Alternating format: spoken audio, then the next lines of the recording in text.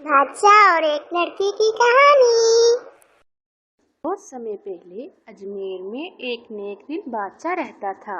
वो अपनी प्रजा का बहुत ख्याल रखता था। नामी औरत बादशाह सलामत के दरबार में हाजिर हुई और कहने लगी, मेरी बेटी को कुछ लोग उठा के ले गए हैं। मेरी मदद कीजिए। बादशाह सलामत खड़े हुए और गुस्से में बोलने लगे कि हमारी मौजूदगी में कौन लोग हैं जो तुम्हारी बेटी को उठा के ले गए हैं? किसने ये गुस्ताखी की? अभी मैं अपने सिपाहियों को भेजता हूँ।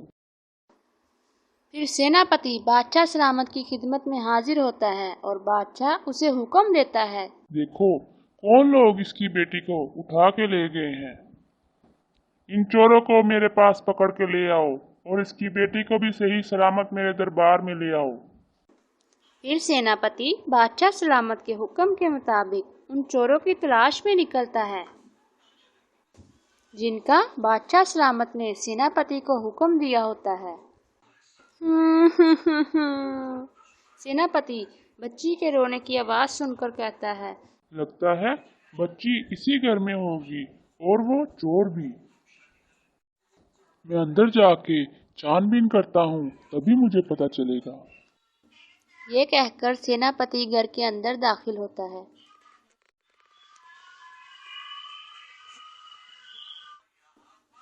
घर में दाखिल होते ही उसकी नजर बच्ची पर पड़ती है और उन चोरों पर भी। तभी सेनापति उन चोरों को कहता है कि इस बच्ची को बिना किसी नुकसान पहुंचाए मेरे हवाले कर दो, तभी मैं बादशाह सलामत से तुम्हारी सजा कम करवा सकूंगा। तभी बच्ची भागती हुई सेनापति के पास आती है और रोती हुई कहती है, सेनापति जी, आप इतनी देर बाद आए। इन्होंने मुझे अगवा भी कर लिया और खाने को भी कुछ न दिया। आप मुझसे वादा करें, आप मुझे बाहिफाजत मेरी माँ से मिलवाएंगे। फिर सेनापति बच्ची को कहता है, बेटा तुम घबराओ नहीं, मैं बादशाह सलामत के हुक्म के मुताबिक तुम्हें यहाँ से ले जाऊंगा और इन चोरों को बादशाह सलामत के दरबार में पेश करूंगा और उन्हें सजा दिलवाऊंगा ताकि ये आइंदा ऐसे काम ना करे। इतनी बात सुनते ही चोर बोलता है, तुम्हें हम बेवकूफ लगते हैं जो इस बच्ची को आसानी से छोड़ देंगे। हम तुम्हें हरगिज इसे ले जाने नहीं देंगे। चोरों की बात सुनते ही सेनापति चोरों के पास जाता है।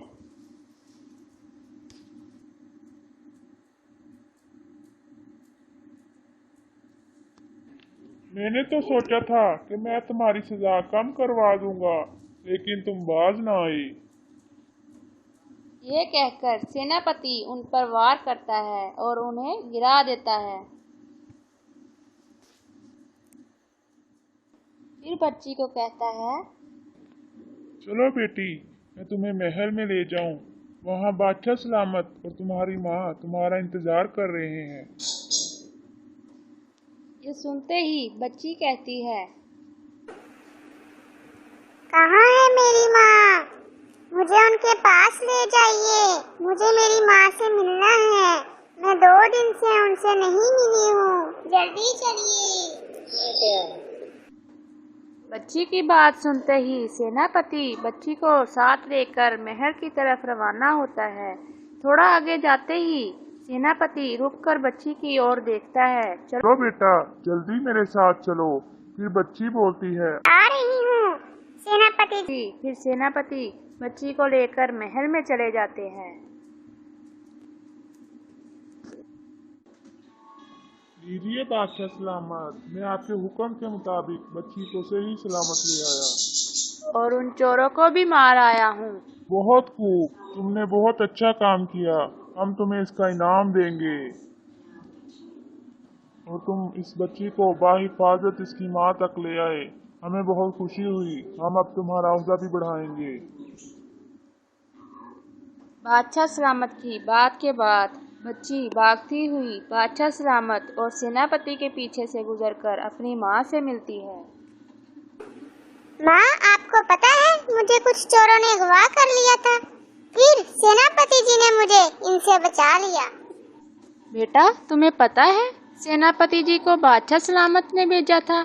आओ हम दोनों मिलकर बादशाह सलामत का शुक्रिया अदा करते हैं। बादशाह सलामत, आपका बहुत बहुत शुक्रिया जो आपने मेरी बच्ची की जान बचाई। हम हमेशा आपके एहसानमंद रहेंगे और हम हमेशा आपकी सलामती की दुआएं करते रहेंगे। कोई बात नहीं, यह तो मेरा फर्ज था, लेकिन आइंदा अपनी बेटी का खूब ख्याल रखना। अगर तुम्हें कोई भी जिंदगी में काम पड़े तो तुम मेरे दरबार में हाजिर हो सकती हो। मेरा दरवाजा हर वक्त हर दुखियारे के लिए खुला ही रहेगा। फिर वो बच्ची खुशी खुशी अपने घर आती है और आके सो जाती है और बीनू पहले की तरह घर के कामकाज में मसरूफ हो जाती है और बिंदु की जिंदगी पहले की तरह खुशगवार हो गई और वो अपनी बेटी के साथ हंसी खुशी जिंदगी गुजारने लगी।